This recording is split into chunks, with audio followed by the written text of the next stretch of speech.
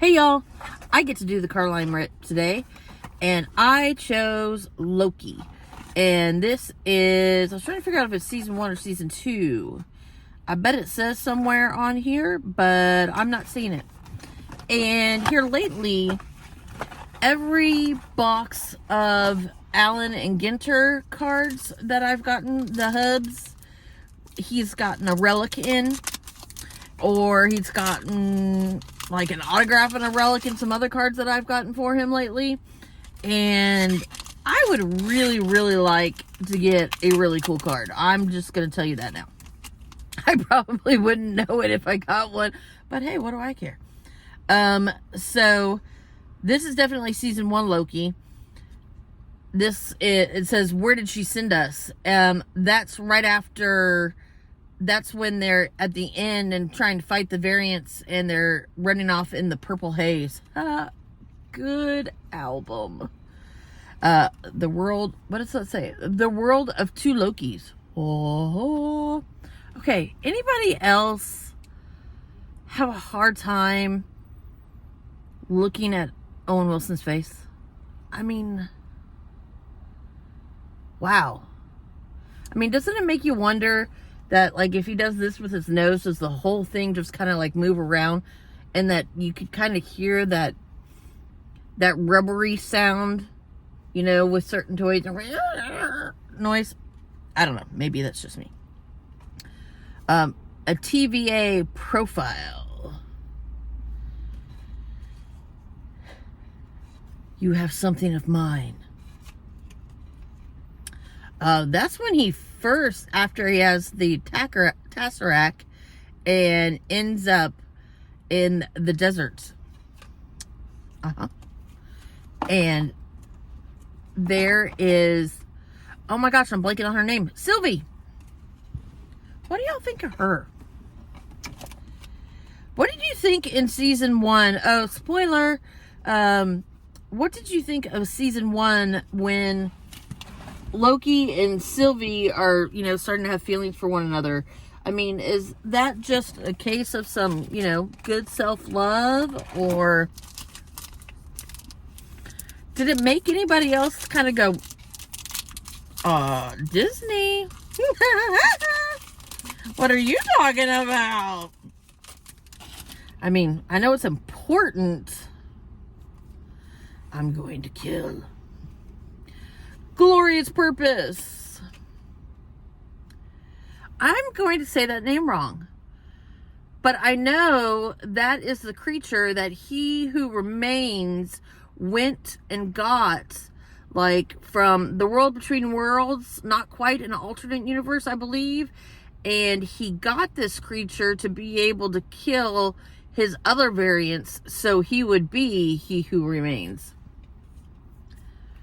Man, I mean, seriously, I'm doing some good nerd talk, aren't I? Oh, this makes me think of Coneheads. You have something of mine. I paved the road. Okay, maybe I didn't pick the right box. I don't know. Maybe I should have gone with baseball players. Could have been. It's hard, you know, this is harder to do by yourself than when you have somebody else to talk to. Although sometimes I feel like I don't get to talk when the Hubs is opening them and I'm in the passenger seat, because, I mean, y'all can't see me. So, oh, that's at the end when they're at He Who Remains. What do they call that? The end of time? The end of time. Yep. Love is a dagger. Love is a battlefield.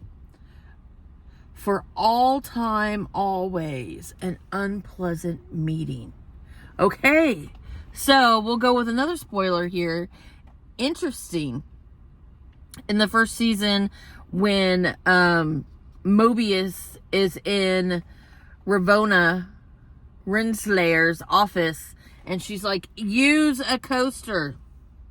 And there are all the rings on the table. Well, now we understand that it's because time's been reset so many times, and Mobius has not used a coaster so many times. And I kind of have a coaster thing. And it stems from the fact that it's the same monster. Is it Aloth? Iloth might be the right way to say that. It stems from, my dad used to have a pipe and cigar store that had a cigar club there. And we had a club room or back room or whatever you want to call it, where there were TVs and big old loungers and leather couches and poker tables and all this stuff. And we all got to hang out and sit around and watch whatever we were watching. Usually it was sports, which is part of the reason why I am really quite the lousy chick that I am. I do refer to myself as a lousy chick because I do know my sports, because I thoroughly enjoyed, and I had probably close to 10 years of my life where my best friends and the most important people in my life were a bunch of grouchy old men who I hung out with. I worked all day, and then I worked at my dad's shop afterwards. And most people would come up after work, and they smoke cigars, and they drink scotch, or we drink beer, and we watch sports. And if it's football, you know, you're betting on squares, or we're having fun games, drinking games, and other games, money games, watching baseball. So I got to know all my sports. I know my scotch. I know my cigars. I can smoke cigars. I enjoy cigars. I enjoy scotch for that matter. And I enjoy sports. So I claim myself as a lousy chick because I do know my scotch, my cigars, my sports, and also my guns, because, I mean, we are in Texas. So there is... Wow. Where did I end up there? Oh, coasters. So the tables back there, we had beer on draft. And we didn't sell it because we didn't have a liquor license, but we had beer on draft, and members could have beer, and there was just a tip jar. And I would oftentimes get the guys beers, and we had either glass top tables or we had some wooden tables. Well, you put a bunch of cold beer glasses on tables. You think any of them are cleaning up those rings? No. So I had radar coaster vision of anytime somebody went to put down something without a coaster, it was like, ah! And it became such a thing that all the other guys would be like, don't do that, don't do that, don't do that, she's gonna come for you. Coaster! And again, that was another part in time in my life where I was thinner and younger, and I could get away with bossing grumpy old men to use a dang coaster, and they would tip me money. Someone is coming, he who remains, out of time. You know, that really was an interesting part to the season of what the heck was happening, which goes along with what is happening currently in Loki season 2. Again, spoiler alert. If you're current in the season, they just had one of those moments where the scientist went out there and spaghettified himself, and the loom is exploding, and the episode ended with a big bright flash of light, and what's going to happen next? Well, my thought is, and listening to the theories, and I watch these things, this is how much I invest in making sure I am a good mama nerd. I do watch my sports. I do know people's names, at least some of them. And I even watch some of the shows and some of the different channels. I like New Rock Stars and Screen Crush. I like them a lot after the Ahsoka episodes, and I like them after the Loki episodes where they talk about the Easter eggs and the things you might miss. And not having read the comics my whole life, I don't necessarily know all the little ins and out backstories, so I really appreciate those YouTube shows that help me know those little tidbits. So I have really come to appreciate and like watching those shows and getting some more information, so that when I'm talking to my husband and my son, I can have an idea and even some theories as to what might be happening next. So my theory is what just happened. Oh my gosh, there's the Coneheads again. Is that of course, this was part of He Who Remains plan, and this is just a reset. It's happened a million times. Somehow, Obi doesn't get impacted by it. He seems to have knowledge of all the years and all the things that has happened, but that this is a reset, and now they're going to be able to start again, or basically call a do-over. Woo, that was that box. Call a do-over and figure out what's going to happen now. I think it will get very interesting. I am interested to see how these are going to feed into the next movies. It's my understanding that Loki season 2 is going to feed right into Deadpool 3.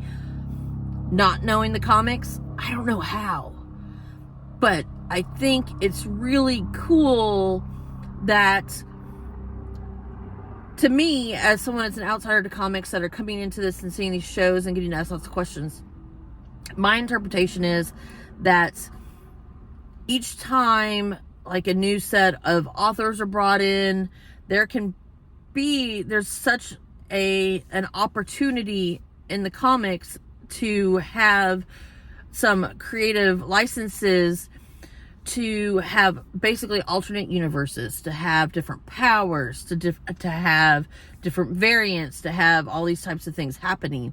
And I think it allows for a ton of creativity and a ton of opportunity for these shows to pick one of those and run with it. And so it's neat to see how they have, like, in the multiverse and Miles Morales and the different Spider-Verses, seeing how all these things layer together. I'm really digging Marvel. I like Marvel more than my son does. And we like different things in Marvel.